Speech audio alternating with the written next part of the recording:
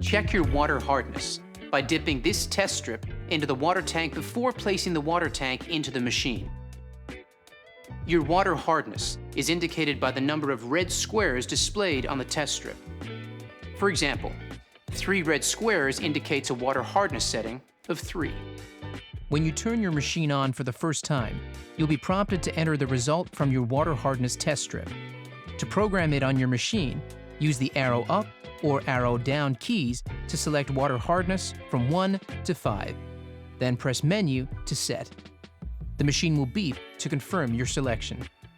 If your water hardness is either 4 or 5 when tested, we strongly recommend you change to an alternate filtered water source, as this can affect the taste of your coffee and the maintenance requirements of your machine.